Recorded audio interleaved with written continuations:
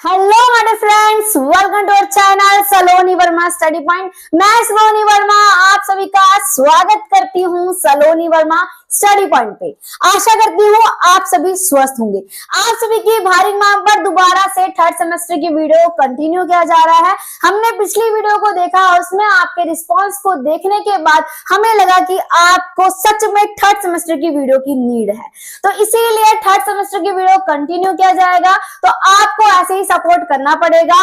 और जो बच्चे पहली बार चैनल पर आए हैं, चैनल को सब्सक्राइब किए बिना मत जाइएगा, क्योंकि इसमें आपको सारी की सारी इंफॉर्मेशन मिलेगी। थर्ड सेमेस्टर से रिलेटेड चैप्टर को पढ़ाया जाएगा, डीप अंडरस्टैंडिंग होगी आपको। चलिए स्टार्ट करते हैं। बेसिकली अगर बात की जाए यूनिट नंबर 3 की, इसमें क्या है, बृहस्पति शासन कला न्याय अंतर राज्य संबंध। इसमें आप जानोगे कि बृहस्पति जी हैं, उनकी उत्पत्ति किस प्रकार से हुई, बृहस्पति जी के पिता कौन थे, बृहस्पति जी जो हैं उन्होंने किस प्रकार से शासन के बारे में वर्णन किया, और बृहस्पति जी की क्या धारणा है राज्य को लेकर और राजा को लेकर। तो पहले क्या है, हम जानेंगे परिचय यानी बेसिक इंट्रोडक्शन। बेसिकली मोटा मोटा इस चैप्टर में है क्या। फिर हम जानेंगे शासन कला। शासन जो कला होती है उसका उदय कैसे हुआ। इसका उदय क्या पहले से ऐसा लग रहा था कि हमें एक राजा की जरूरत है, क्या एक साम्राज्य के लिए राजा इतना इंपॉर्टेंट था, ये जानोगे। फिर जानोगे आप कि ये जो राजा है वो किस प्रकार से साम्राज्य में आते हैं और उनकी उत्पत्ति किस प्रकार से होती है। दोस्तों, आपने पिछली वीडियो देखी होगी मनु के बारे में।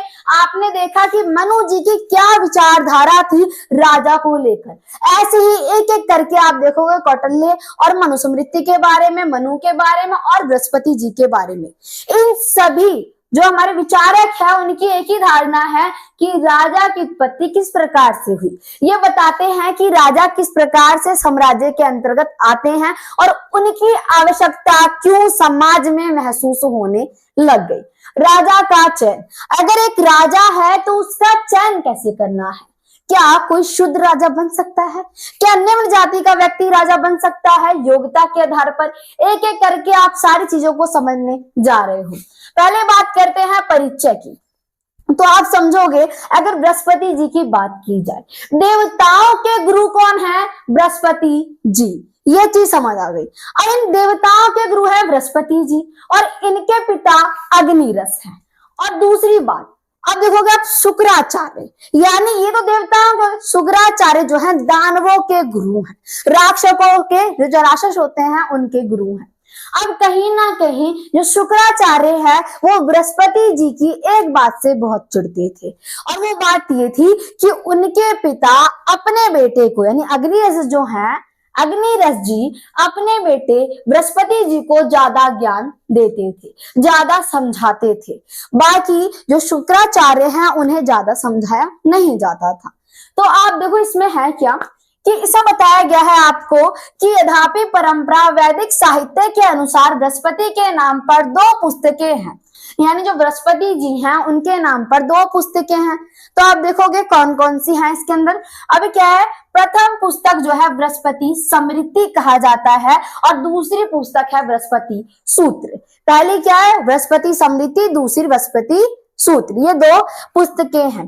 कई विद्वानों के अनुसार यह माना जाता है, अर्थात प्रथम पुस्तक जो हुई है सबतः 2री शताब्दी ईसा पूर्व से पहले हुई है। सबतः दूसरी पुस्तक इस ईसा पूर्व से पहले पुस्तक की गणना में 11वीं-12वीं शताब्दी में की गई है। बेसिकली जो विद्वान है उनका ये मानना है जो प्रथम पुस्तक है बृहस्पति स्मृति और दूसरी पुस्तक है बृहस्पति सूत्र, इनकी गणना, इनका कालखंड क्या है, तो 11वीं से 12वीं शताब्दी में इसकी गणना की गई है। ये इसके अंतर्गत आपको बताया गया है। अब आप एक चीज देखोगे, अब क्या पहला पॉइंट आपको समझ आ गया है, फर्स्ट टॉपिक की परिचय में पढ़ने क्या जानने वाले हैं। इस परिचय में हम पढ़ेंगे कि जो साम्राज्य है, साम्राज्य कैसे था, साम्राज्य में किस प्रकार का शासन था और मानव को राजा की आवश्यकता क्यों महसूस हो रही है। इन सब चीजों को आप जानोगे। अगर बात की जाए दूसरे में शासन कला, शासन कला का मतलब ये है कि पहले साम्राज्य के अंदर एकदम शांति थी, स्वर्ण युग था। क्या था? स्वर्ण युग। आप बोलोगे मैम ये स्वर्ण युग क्या होता है? यानी लोग एकदम भाईचारे के साथ समाज में घुल मिल के रहते थे।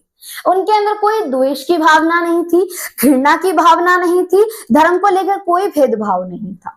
लोग एकदम सदाचारता के साथ शांतिपूर्ण जीवन व्यतीत कर रहे थे। मगर धीरे धीरे मनुष्य के अंदर लोभ और लालच आने लग गया। लोभ और लालच आने से मनुष्य को अब जितना मिल रहा था उससे ज्यादा की चाह होने लग गई। और जब ज्यादा की चाह होगी तो क्या होगी? चोरी। व्यक्ति चोरी करना शुरू कर देगा, हत्या करना शुरू कर देगा। इससे समाज में अस्थिरता आ जाएगी। अस्थिरता का मतलब समाज में कहीं ना कहीं चोरी होना शुरू होना, डकैती होना शुरू होना और हत्या करना शुरू करना। क्यों हो रही है ये सारी चीजें? क्यों? क्योंकि इनकी जो इच्छाएं हैं वो उतने में पूरी नहीं हो रही है, इनके अंदर ज्यादा की चाह आ गई है। तो ऐसे में इन लोगों को, जनता को ऐसा महसूस हुआ, किसे? जनता को ऐसा महसूस होने लग गया कि अब तो हमें एक ऐसा व्यक्ति चाहिए जो कि हमें क्या कर सके? हमारी रक्षा कर सके। अगर वो रक्षा करेगा तो उसे हम अन्न का छठा भाग देने के लिए तैयार है और एक सोने का सिक्का देने के लिए भी तैयार है।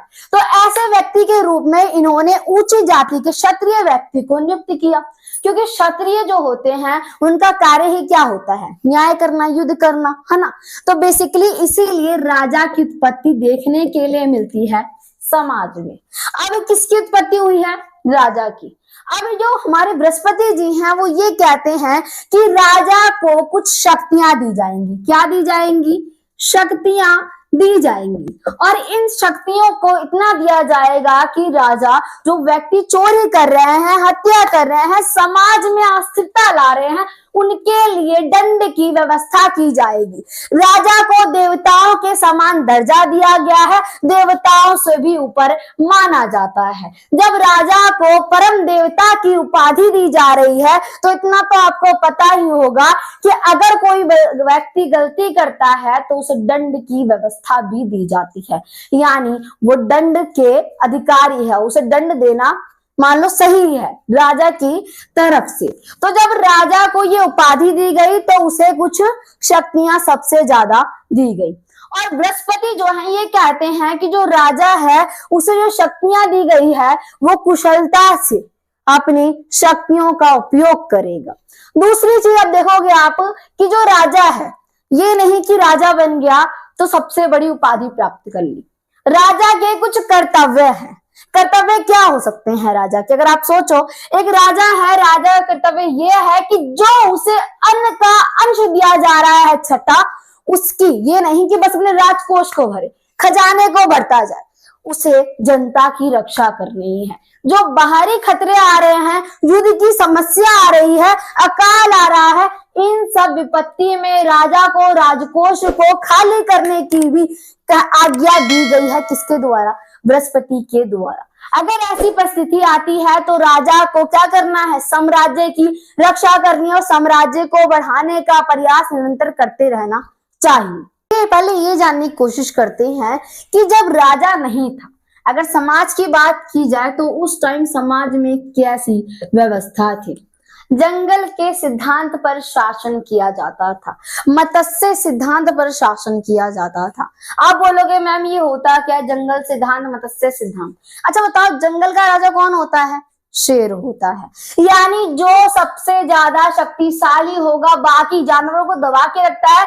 कुछ इसी प्रकार से जो शक्तिशाली व्यक्ति होता है समाज के तबकों को दबाकर रखता है, यानी गरीब लोगों को दबाकर रखता है। तो इसी प्रकार से क्या होगा? इससे कहीं ना कहीं समाज में अस्थिरता आएगी, लोग उस व्यक्ति से खुश नहीं होंगे। जब लोग ऐसे व्यक्ति से खुश नहीं होते तब किसकी उत्पत्ति होगी? राजा की उत्पत्ति हो गई। बृहस्पति जी ये कहते हैं कि जो राजा है, ये उपाधि जो राजा को दी गई है वो देवताओं के द्वारा दी गई है। राजा जो है वो देवता का ही एक अंश है, जिसे ये कुशलता दी जाती है, इतना ज्ञान दिया जाता है कि वो राजा बने और समाज में कुशल तरीके से शासन करे। जब वो कुशल तरीके से शासन करेगा, इसका मतलब कि वो सही शासन कर रहा है, जनता खुश रहेगी। दूसरी चीज, अगर जो राजा है वो कुशल है और उसके अंदर ज्ञान भी है, मगर राजा का चयन कैसे किया जाए, है ना। राजा का चयन ऐसे व्यक्ति से किया जिसके पास ज्ञान हो और धन की ज्ञान की कोई कमी ना हो और वो उच्च कुल से हो। किस कुल से? उच्च कुल से हो, तभी वो क्या बन सकता है? राजा बन सकता है। दूसरी चीज आप समझोगे इसके अंदर कि अब राजा का चयन समझ लिया हमने, अब राजा बन गया, अगर राजा क्रूर निकल गया, अगर राजा को अपनी शक्तियों का घमंड होने लग गया, तब क्या करेगी जनता? क्योंकि बताया तो गया है राजा को देवताओं के समान, और देवताओं के विरुद्ध बोला नहीं जा सकता। तो इस समय बृहस्पति जी कहते हैं अगर कोई राजा विरोध करता है, क्रूर हो जाता है, तब जनता उसका विरोध कर सकती है। किस प्रकार से? जनता टैक्स देना बंद कर सकती है, जनता अनाज का छठा भाग देना बंद कर सकती है अगर राजा क्रूर हो जाता है, निर्दय हो जाता है, समाज का सही तरीके से शासन ना करे।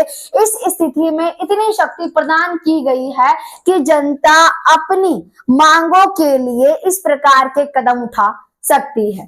तो दोस्तों, आशा करती हूँ वीडियो अच्छी लगी होगी। वीडियो को लाइक, चैनल को सब्सक्राइब जरूर कीजिएगा अगर चैनल पर पहली बार विजिट किया है।